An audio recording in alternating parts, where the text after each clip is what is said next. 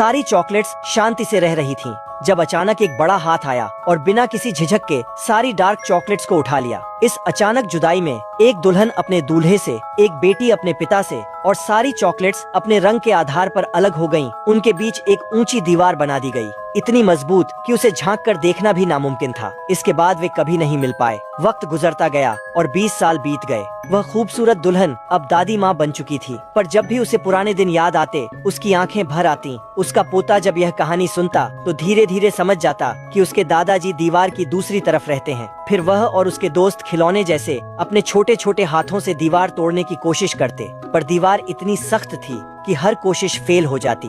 अगले दिन जब चॉकलेट्स फिर से दीवार पर अटैक कर रही थीं, तभी एक एरोप्लेन गुजरा और मिस्टर बिस्क पैराशूट से नीचे उतर आए। उन्होंने दीवार को ध्यान से देखा और कहा, इसमें पावर की नहीं, अंडरस्टैंडिंग की जरूरत है।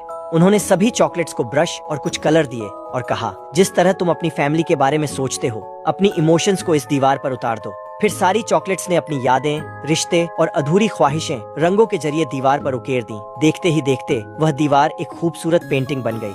मिस्टर बिस्क मुस्कुराए और बोले, बस अब वेट करो, जल्द ही बेकर आया। और जब उसने यह रंग बिरंगी दीवार देखी तो उसका दिल पिघल गया। उसे रियलाइज हुआ कि इस दीवार का मकसद सबको अलग करना नहीं था। उसने बिना कुछ कहे वह दीवार हटा दी और दोनों तरफ की दुनिया फिर से एक हो गई।